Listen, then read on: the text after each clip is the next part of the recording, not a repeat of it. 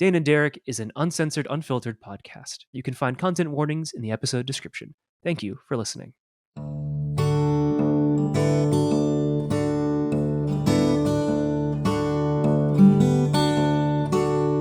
Hey everybody, welcome back to Dane and Derek. My name is Derek. I make a lot of movies and I play a lot of tabletop games. And joining me as always is my good friend, Dane. Hey, I'm Dane. I'm a writer. You know what's crazy? By the time this release, maybe not this one, but by the time this batch of episodes releases, I will be an official law student. Wow. Yeah. It's finally happening. I can't believe summer vacation's over. Summer vacation is over. As is my god awful. Well, it wasn't. No, it was pretty god awful. My job before. I did not care for it by the end. I can imagine. There were a few wonderful people I worked with over the time I was there, but, like any job. Like any job, yeah. There comes a time. This is true. But I also do music and podcasts, and I love tabletop RPGs to death. Yeah, and today, two of our favorite things get to intersect. They do. Probably for the first time since the early 2000s. Yeah. And that is, we are talking about the new trailer that just dropped at Comic-Con for Dungeons & Dragons Honor Among Thieves. Yeah. Starring Chris Pine. Michelle Rodriguez, Hugh Grant, and a bunch of other, Justice Smith, a lot of cool people in this movie. Yeah. I'm very excited. Are you excited?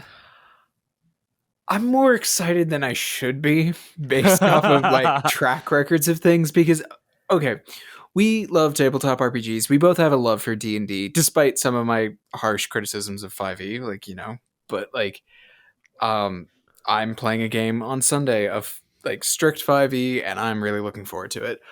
And, we've both loved, I think, honestly, I can say I've loved all 5 editions, really, truly. I have some favorites, I have really great memories with 4, but I hate the system.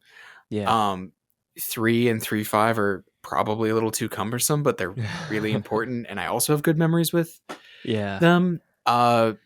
First, second, advanced, whatever, it's messy. I would argue that after 5e, they're the best ones. Yeah.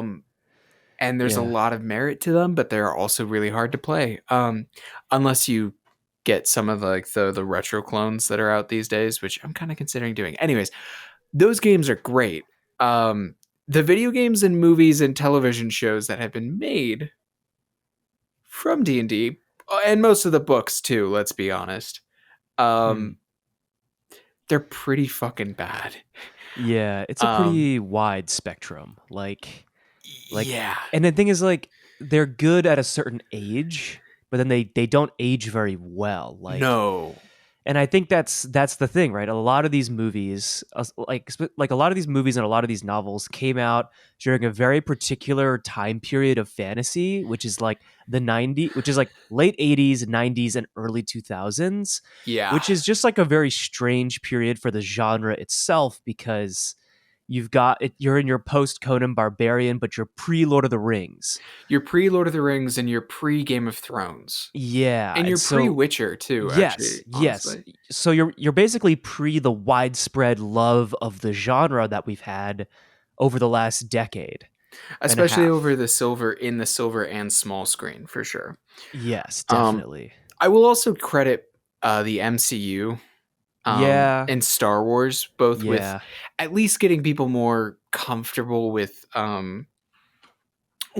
genre fiction, Yes, definitely. I have so there's some exceptions, right?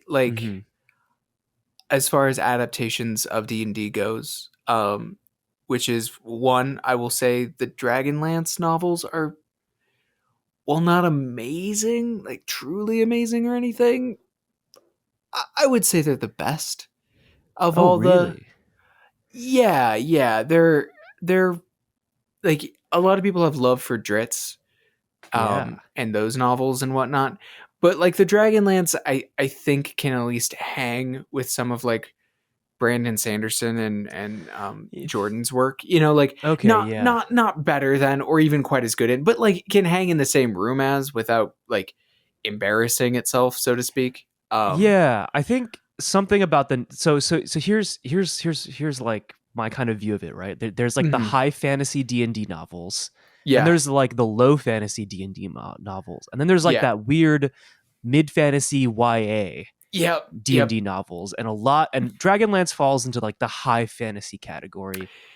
yeah, Dritz I guess now is high fantasy, but I think it started more in low fantasy, that more sword and sorcery-esque approach. yeah, um yeah. a lot of the Eberron novels are like YA novels, basically. Totally.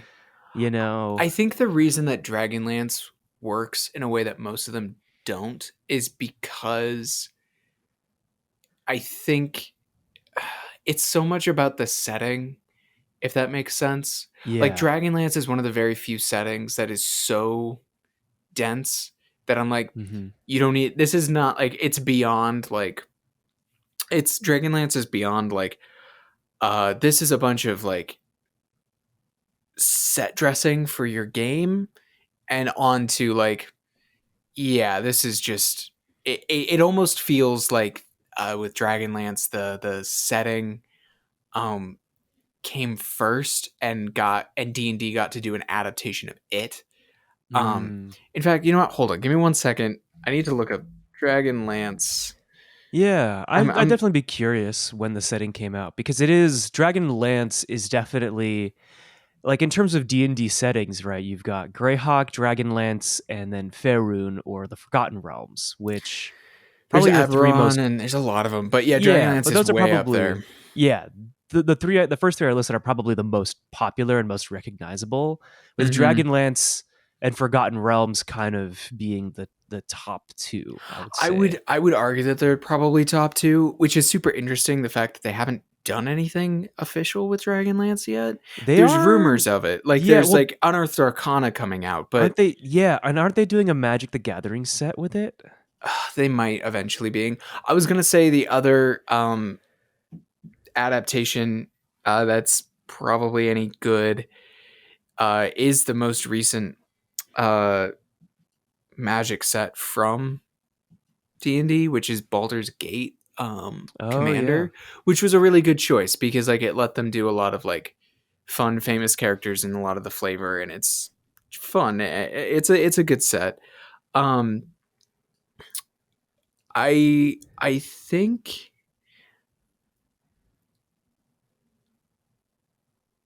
yeah, yeah. So it's a shared universe that basically was um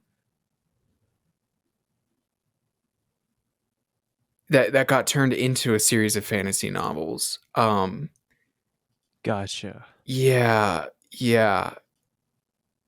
And then and it seems like it's one of the very few ones that was like not was not quite a D&D setting first, that these things happen simultaneously. Um yeah. Yeah. Yeah. Okay. But anyways, yeah, so there's not a lot out there. So I'm like I said, getting back to your original question from like minutes ago, I'm pretty excited despite thinking like the track record is bad. The track record is really really bad. Yeah. And I have a theory about it if you Uh want to huh. hear it. Go for it. Maybe even more than video games. D&D I think is unbelievably hard to adapt. Yes. Um, and we've talked about this before, but my theory of a good adaptation is not direct one for one um, recreation, but is the capturing of the proper tone, message, and meaning of the original work into a new medium. Which is why I think the Lord of the Rings films work, is because I think they do a very good job of capturing the heart of the story and its meaning. And it's why I think the recent Green Knight film did a pretty bad job because I don't think it captured the meaning of the legend really at all. Um, Hmm. so if we kind of get down to it, in my opinion, D&D, what's the heart of it? It's not the monsters, I'm afraid. Though the trailer had some really cool shots of some of the monsters. It's the creation of your own story with your friends. Hmm.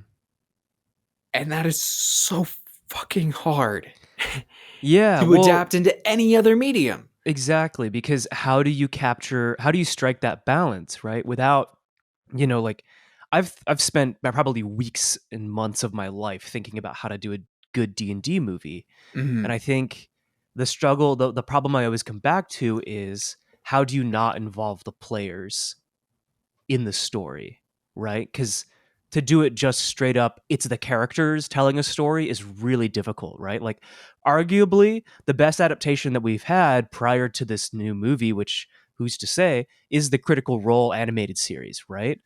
Because Yeah, probably actually. yeah, and because like it's like you understand the players and the dynamic and the mythology of the players playing the game, right? Mhm.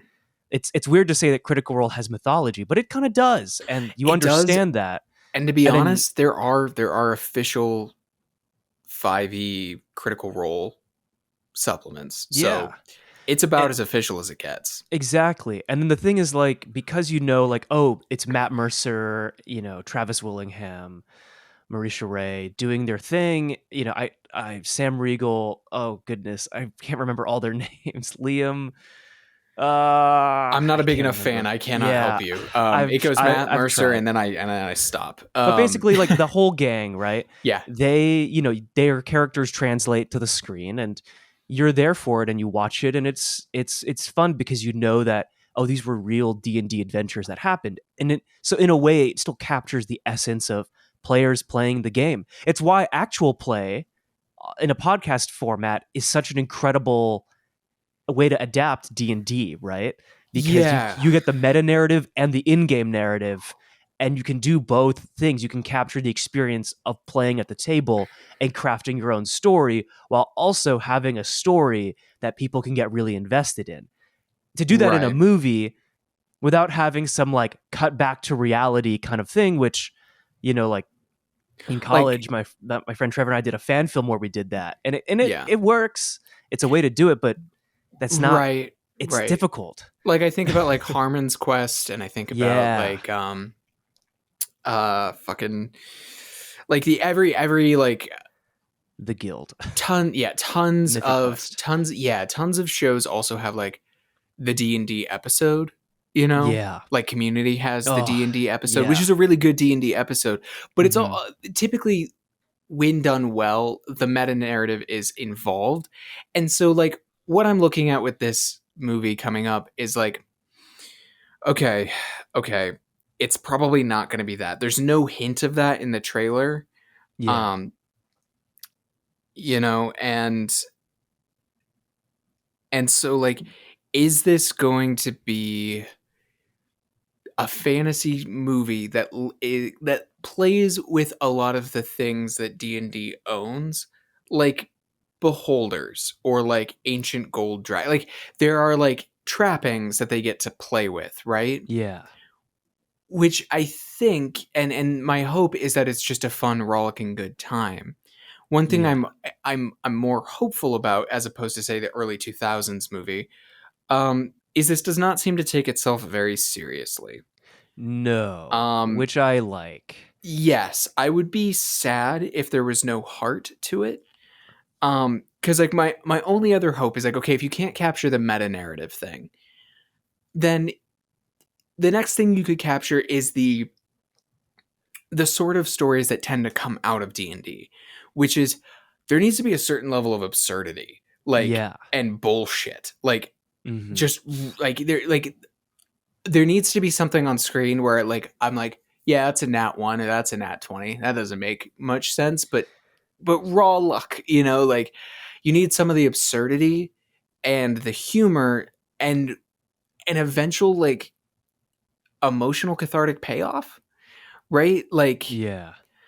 to use for the thousandth time, you and I's very favorite campaign we ever played together, it started with you guys all as maniacal, like very classically evil, like murder Hmm. hobo characters who by the end Ryan was upset with you for potentially killing someone he cared about.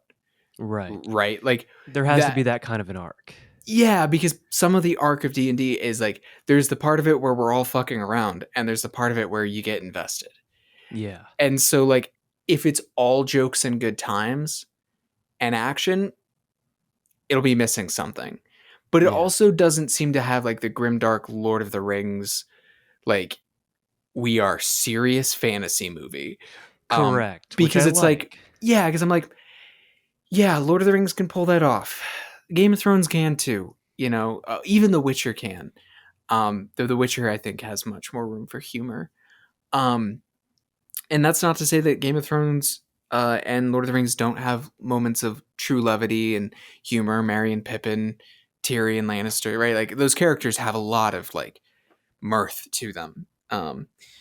But they are none of those worlds have the absurdity that is, and this is a thing that took pretty center stage in that trailer, an owl bear, right? Yeah. An owl bear, while a very scary monster in some sense, like that'd be a terrifying thing. Like owls are vicious predators, and what if it was big enough, To be a bear. to be a bear? That's but also it's a silly motherfucking thing. Yeah. Displacer beasts are silly fucking thing. It's like it's a Hmm. panther with squid tentacles and illusions. It's like Ooh. okay, this is silly, Yeah, but like no, yeah. It's definitely got from the trailer, right? It definitely gives a good vibe of like this is a story about people trying to fix a mistake they made, right? Which I think yes. is really key to Dungeons and Dragons. Hmm. It's a low fantasy kind of trope of these are people trying to fix a mistake. Sure, the end of the world could happen, but it's really more about people trying to fix a mistake. Yes, I appreciate that the characters seem to be fuck ups to a certain extent, Yeah, especially Chris Pine. Chris Pine's character, Yeah. who's the bard, which I think also was a good choice. Like I was like, yeah, make the bard the lead. That's Yeah, that's which is smart. kind of wild, but kind of great because the bard is a Yeah, catch-all.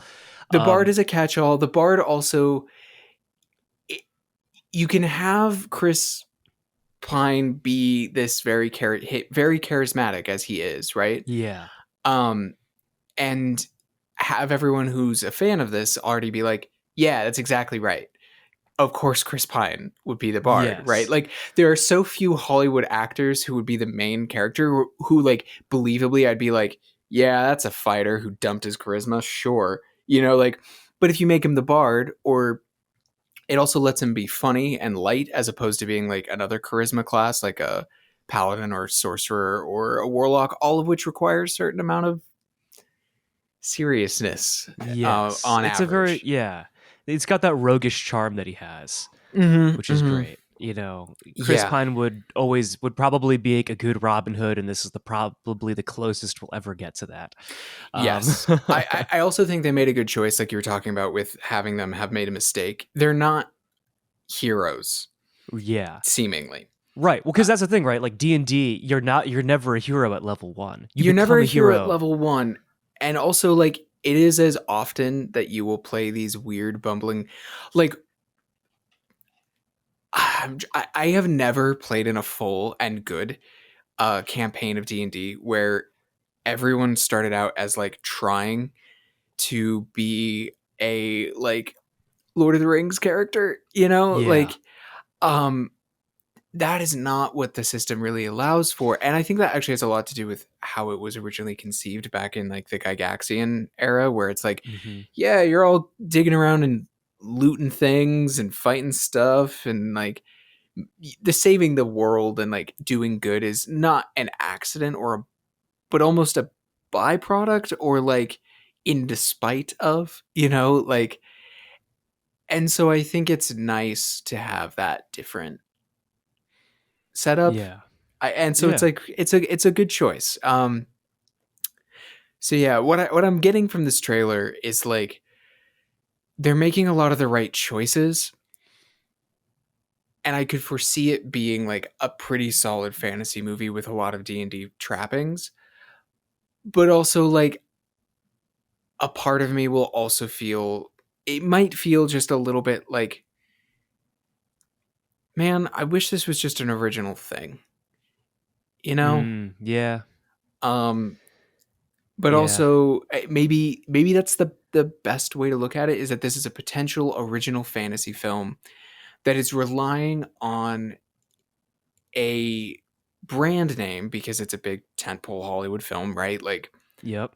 it's relying on a brand name that does not have, interestingly, does not have any baggage associated with it.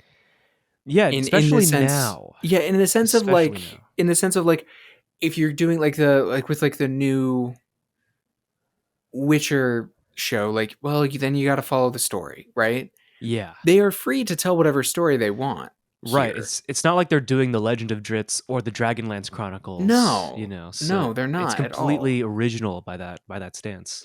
Right, which lets them do the thing that an already existing IP lets them do, which is attract a much more reliable audience.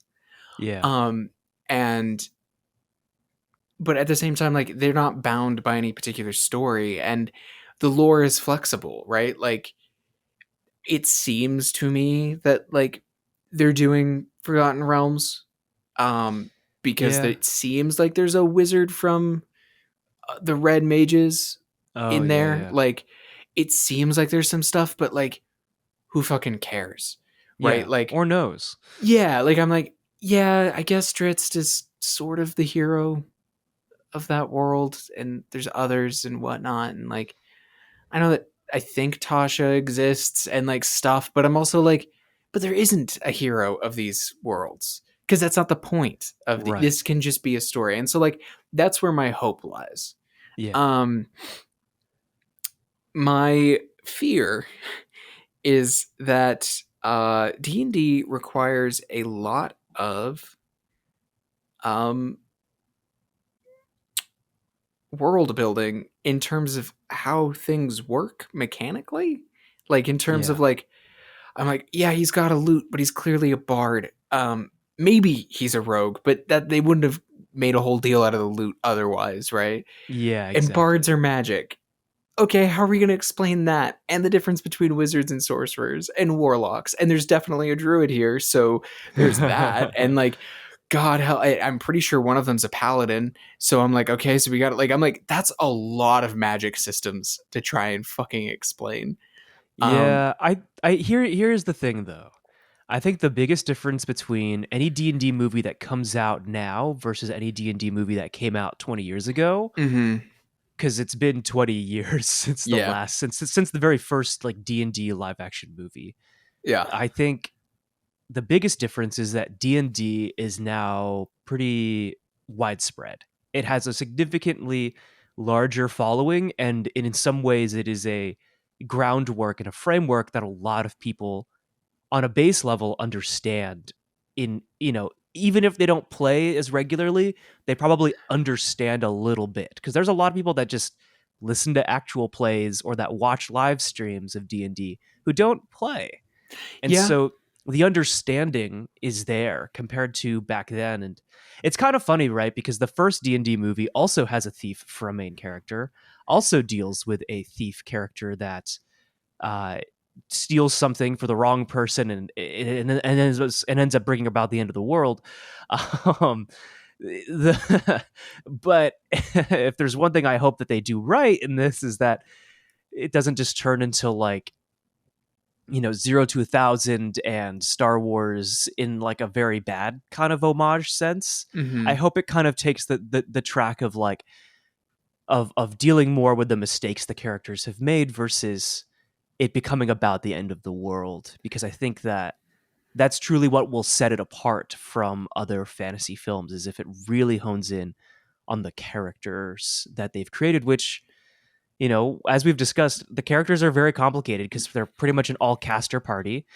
Um, Yeah, it seems that way. Seems that way. I and think yeah, there's a fighter in there. I think. yes, Michelle Rodriguez, I think, Yes. or maybe Barbarian. They'll probably one of the two, Either which or. which will be exciting. I think like I don't know. I'm excited. I'm excited because it feels like a lot. It feels like a fun movie to watch. Like It does feel fun. And that complaint I was just leveling of like that's all the magic systems. I'm like, yeah, but that only works for anybody who doesn't know anything about D&D. And so like correct.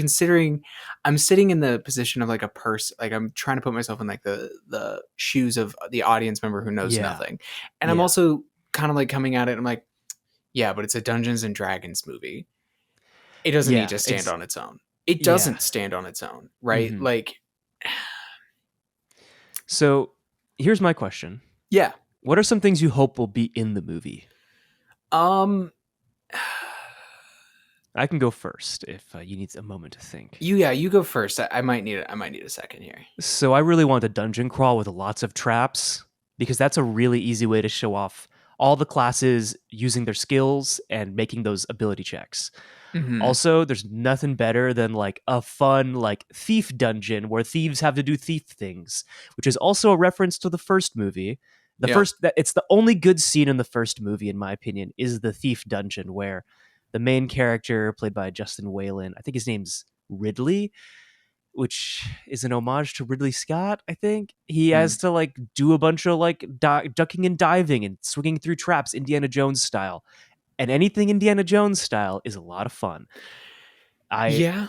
Yeah. I I also hope there's a treasure room scene like in Willow, uh, Yeah. I hear because you. that's like a great scene where Val Kilmer as Mad Mardigan finds all the loot, which is like every player's dream, and when it does happen, it's incredible.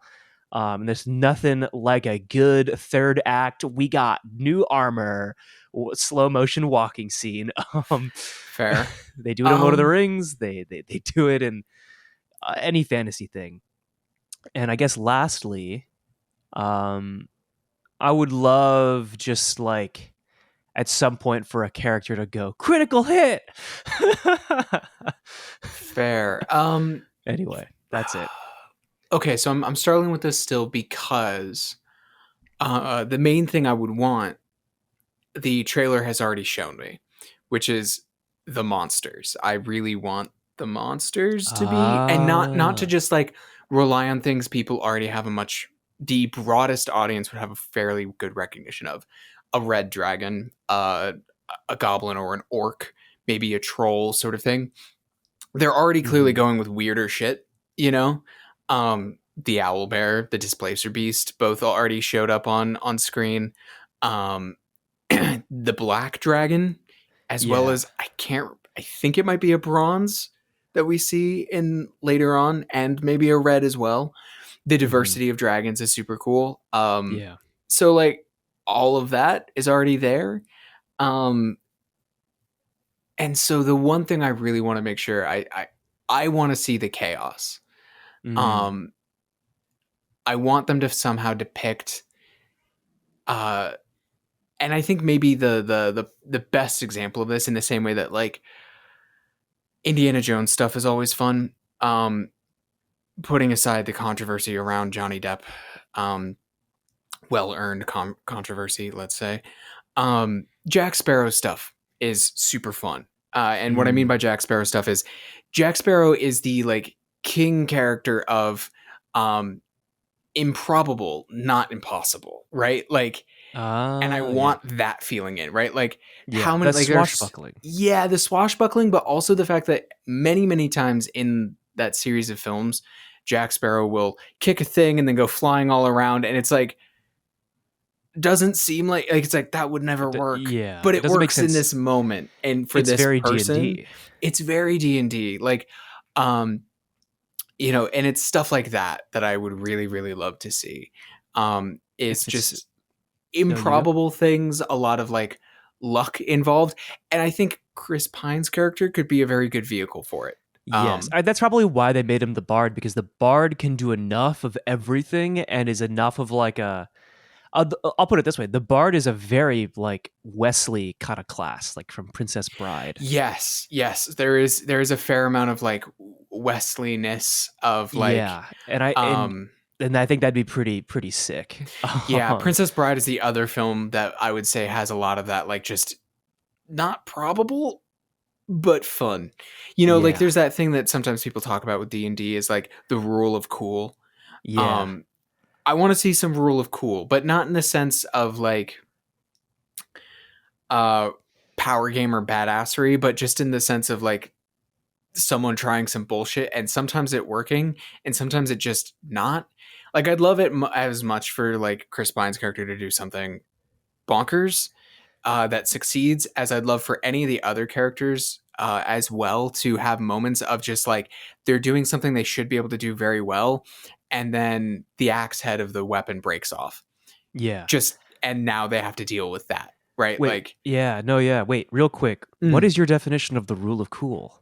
My definition of the rule of cool is basically that like, um, if someone comes up with like a very improbable or very interesting idea, that's very cool, but there aren't like strict rules for it the um in the game, I'll usually let them try it as long as it's feasible within whatever setting we've set up. Like if it's a Ah. very Okay. swashbuckling like not high fantasy, but like high High flying flying. Yeah. sort of game. Like if someone's like, I want to do a Jack Sparrow thing, I will let that happen. Um, and Okay. in the same way, I'll probably still make you roll dice, but I'll be like, go for it, please. You know, Interesting. Yeah. in the Yeah. same way that like you're like, can I hit it with the shovel? I'm like, yes, you can. Yeah. Like, and No. we'll Yeah. figure Yeah. out how much damage a shovel does when you hit. Like, Yeah. oh, it's like when you shot the wizard with an arrow tied to a rope to save him. Yeah, fine. Like That's funny. I Yeah. love Yeah. I love No. that Yeah. image. It's fun. In more serious games, I will often like be like, someone's like, does this work as like the I do XYZ to solve this like puzzle situation or like difficult Hmm. situation, and it's not the thing I came up with as like the straightforward solution that I thought of, but if it makes enough sense to me and it's cool enough and they really put the thought into it, I will often say yes. um Interesting. So on the flip side, mhm. I should probably rename this rule because I also have a rule of cool, but it's Yeah. the rule of cool being that anything you want to be cool will never be cool in D&D because of the chaos. So you can't expect to be cool Yeah, because oh, I you see. just make a fool out of yourself if you come in with a really angsty character that's like, I have a mysterious backstory. It's never cool, which I think I should probably rename to the "Don't take yourself too seriously" rule. Which I think, like we Hmm. discussed with the trailer, it seems like they're taking that approach, which is good because. Yes, So, like yes. we've also talked about it, how so much of the fantasy we love doesn't take itself seriously. So much of the fantasy that we've made, like in terms of the work we've done, doesn't take itself seriously, and there's not enough of that out there. I do think that there's an important balance, though. Is Yeah. like I would look at like the Sam Raimi Spider-Man movies, especially Ah, the first yes. two. Those Hmm. movies do not take themselves very seriously in certain ways, right? Like, Yeah. like if you listen to the Green Goblin, it's very silly. But you know what it does do? A lot of heart. Yeah. You It's know, operatic. it's operatic. It's very tricky, right? Like it's Yeah. very tricky um to like walk that line between like, because something that I often find I don't like is there are some Marvel films, not all of them to be clear, but a fair number that do not take themselves seriously to the point of I no longer care because you no longer care about your own story. Yeah. It's Um, like self-deprecation humor. At a certain point, it's just kind of sad. yeah, like where I'm like, am I watching like what I don't want to go to this movie and walk out was like, oh, it was D&D themed Monty Python, Ah, yes. Yes, yes, yes. right? And like Yeah. I will say like maybe the master of this is Princess Bride. Like Princess Bride walks that line, walks right up to the line of parody, like right up to Yeah. it, and then somehow manages to pull the fuck back and be like, Yeah, it gets you invested, which is really difficult. yeah. And so like I it's which is always super impressive, right?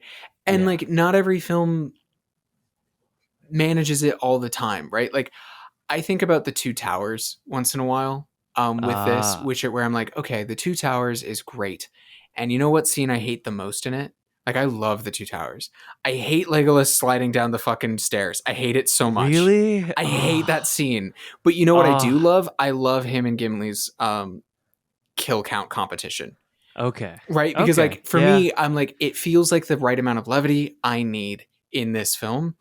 And then it just takes a step too far, and I'm like, I didn't need that. Like, I didn't need that. Like, and so like I feel like there's this, it's this constant balancing act, right? Where I'm like, Yeah. I don't think there's enough of uh like breath of fresh air in like something like Game of Thrones. I really Yeah. don't.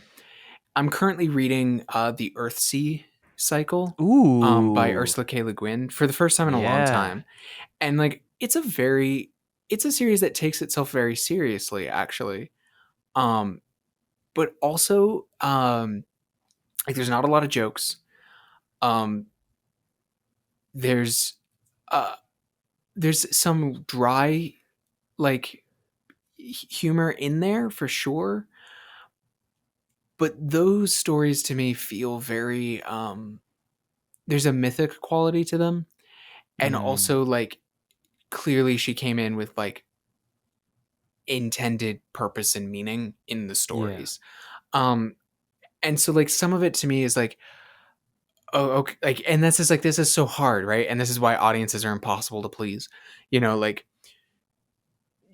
you need to know your own story, right? Like, is it the Yeah. sort of story you need to take fully seriously in order to make your make your message compelling, or do you need it to, or are you like really trying to entertain, at which point like, yeah, you can't sit there and like ask people to take this very silly game movie seriously, but you also like don't want them to walk out of the theater feeling like they watched a parody when they weren't told that it was a parody, right? Because when you go in watching Monty Python and the Holy Grail, like, I'm never disappointed because I'm like, yeah, I'm not here for this to like move me or like make an emotional Yeah. connection. I'm here to laugh, right? Like, Exactly. and so like my biggest hope, or one of my big hopes for this film, is that it knows what it's doing.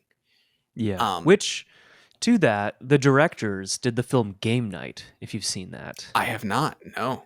It's a really fun movie that is very humorous and goes off the rails, and I would recommend watching it. Okay. I think that that alone, like, they're good directors, and so I think if anything, right, we will get a pretty good movie, right?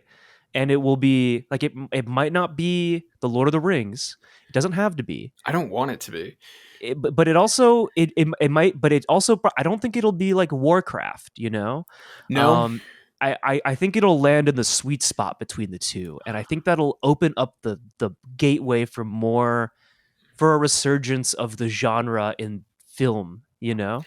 Because it's Yeah, one of the hardest genres to get greenlit because it's just it's so expensive. expensive, and it's also, it's so easy to land poorly. Yeah. You know, like, Yeah. I will say fantasy and science fiction, just genre films, are so easy to just land badly. Yeah. You know, like the Prince of Persia movie comes to Oh, mind.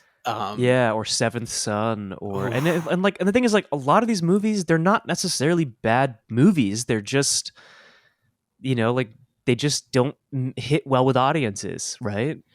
yeah, Like, yeah, and that's the unfortunate part. Like, they're just all right to pretty good, and I'm hoping that this is pretty good to great, right? yeah. And I feel like there's so few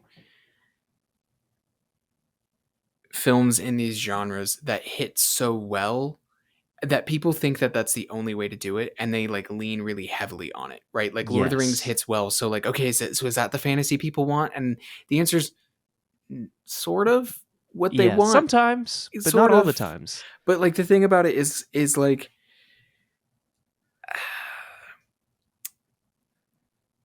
I think sometimes people want fantasy to be one thing, and it's Yes. really not. um Yes. right, because like, yeah, I'll say that the genre romance includes both 50 Shades of Grey and Pride and Prejudice. You know, Right. and that's Yeah. I'm like, how do you uh define that? How do you, like, if you Yeah. made both of those, if you made both of those into films, which has been done on both cases, and you made them the same way, it would never work, right? Like, either way, like if you made Pride and Prejudice try and have the tone of 50 Shades of Grey or vice versa, it fucking suck. Um and I think that's like part of the problem, is that there's just so few examples from people for people to draw on, right? You know, like as opposed to say like an action, broad action films, right? Like Die Hmm. Hard works, that tone works, the John Wick tone works, you know, like there's all these variations on it, so that people feel like, no, if it's just an action movie, people can hop in. And I have a similar hope as well. Yeah. Um, because like certain things have been opened, like Lord of the Rings opened a door, Game of Thrones opened a different door, Princess Bride opens another, though that one I fear is falling a little by the wayside. But also like, what about like the Never Ending Story, right? Like there are Mm. these other films that I remember from the 80s. Not that I saw them, and I'm too young for them, but like Yeah. Yeah. films that were shown to me in, Right. and I just feel like I worry that sometimes people don't know what to do with these things and don't trust that, like, make the story that it needs to be. It just happens to also be a fantasy. So Yeah. follow the tone, follow the, like, there's a reason that the modern Hobbit films suck, and the 1970s animated film is great. Yeah. Um, is because they tried to make The Hobbit, which is nothing really, like, tonally not like The Lord of the Rings at all, into Lord of the Rings, right? Yeah. It doesn't work. It Hmm. doesn't work. So long story short, I have hope. I'm excited. The trailer was super fun. Um, Yeah. Next summer. next summer, next summer. Yeah. And you know what's wild is this film was shot back in like 2019, 2020. Oh, I believe it. Oh, I It's so been believe it. delayed so much for various reasons, pandemic, lockdown, the new Mission Impossible movie, and Paramount not wanting to release two movies really close to one another because that would be bad, which Hmm. is very fair. Also, like the fact that it's been in this kind of post production limbo means they have a lot of time to really finesse the edit. I mean, like everything everywhere all at once. They shot that in like 2020 and it just came out but they had been working on that script for like since like 2017. So, it's like a 3-year writing process and then like a 2.5 year post production process, right? So Yeah. it's like, or maybe a 2-year post production process. So it's a I time with movies, especially in the science fiction fantasy genre, is very important. And I'm very excited. Also, the fact that what they're doing something really interesting. So they're releasing this movie, Hmm. and then in conjunction with it on Paramount Plus, or maybe I don't even know if it's Paramount Plus, but there's going to be a new TV show that's tied into it. It's not Huh. a sequel, but it's tied into the same world, and it's another story that will continue in the same universe by a different director. But I think it's really cool how they're like, let's not make like another let's not make this the first of 6 sequels, right? Hmm. Let's not do that. Let's instead do a movie and then we'll develop a TV show simultaneously. They'll be set in the same world, use the same resources, but they're not necessarily related, which I think is really great because if one fails, the other still has a chance to succeed. That's true. And that's really smart. And I hope more studios do that with properties because it would be really cool to kind of be like, oh, yeah, the movie is a great standalone entry point to the universe. And there's a TV show if you want more, right? Like, Yeah. I think that's kind of fun. And also, like, I'm here for it. I'm here for more D&D adjacent media. Um, like, it's the kind of stuff that I'd one day hope to work on. Yeah. And it's the kind of stuff that I'm always curious to see different people's takes on it because it is a really difficult thing to take on, and so I'm excited. Um, I mean, we're clearly excited. We've talked for 45 yeah, minutes about this. I know. We probably need to wrap this up, Yeah. but I will say, I do want to sometime talk to you about um, how we feel about the ever expanding universes of media. Um, oh yeah, we should talk about that we because should like you definitely talk you are about that. very excited about these two things, and I immediately was like, okay, like that's cool, but like I'm, I don't know if I can do another cinematic universe. um, Yeah, I mean everybody wants that multiverse money right everyone now, does. which Everyone does. Yeah. it's interesting to a certain extent. I Yeah. think for me it's more just I now have options to consume things. That's fair. That's fair. I guess it depends on how much of a completionist streak you have in you, but Oh, I don't. I do. Which I But think, yes, which to that, I think that is exactly why it probably exhausts you because that is a lot of media to consume. yeah, But I mean, like, yeah. But hey, I'm excited for the future of Dungeons and Dragons. I'm excited for this movie. Honestly, it makes me want to play D&D, which I think like, that's ultimately what Hasbro wants, right? They want you to watch this movie. They want you to get into D&D through this other avenue. yeah, But also it looks like a lot of fun and I have noticed a resurgence of movies that are just plain fun since like 2021. And I think it's really good that we're kind of at that point with movie making again because there was definitely a period where movies were taking themselves very seriously, and I didn't necessarily like it. So I'm hyped, and I'm glad you're hyped too. I am looking forward to it. But we got it. We got to go. We got to Yeah, go. we It's gotta go. It's yeah. Well, we've been talking your ear off, but we'll have a link to the trailer in the description. Go watch it for yourself, and maybe don't read any other media about it until the movie comes out. Try not to get spoiled because trailers these days, like they have to show like 70% of the plot. So like, and by the end of it, they're showing like 90% of the plot. So like, maybe only watch this one because it really, I'd say it probably is going to give us the first. This trailer probably just shows us the first 20 to 30 minutes of the movie and it's probably going to be like a 2 hour ish movie maybe. So just yeah. watch this trailer. Don't watch anything else. And with that, you can follow the show at Dane and Derek everywhere, and you can see what movies I'm watching on letterbox.com/Benig-Aiello. And you can also find links to my work there. You can find what I do at danewrites.com. There's a link out to a Substack where I post writing pretty regularly of various kinds. There's links out to old podcasts of mine and music of mine. There's a defunct Twitter. Well, it's not defunct, but there's a Twitter I don't use, which I will probably be replacing with an Instagram soon Oh my because goodness.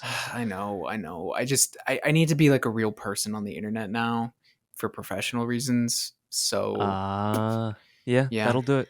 yeah, Well, also, if you're craving more Dungeons and Dragons adjacent content in media and art and work, you can follow both Dane and I's other actual play shows, which Dane's show Diceology is currently airing the original level 1 podcast episodes yep, following the adventures of the secondary heroes, an yeah, incredible lovable band of folks played by Dane, Will, and Taylor, and GM'd by Sam in the first season. yeah. Yeah, For a little under the first half, yeah, first 20 full episodes are Sam.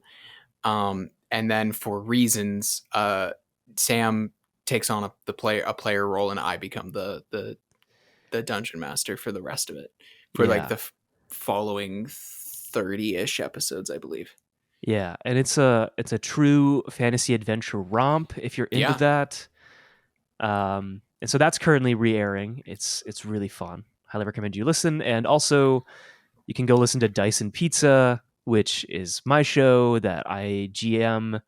That has my friends Maya, Justin, and Kyla on it. And we are, by the time this airs, I think we have our first complete mini side quest mini series that is complete, and you can listen to it in one go. Nice. And yeah, and then we also have a main story that we're getting back to.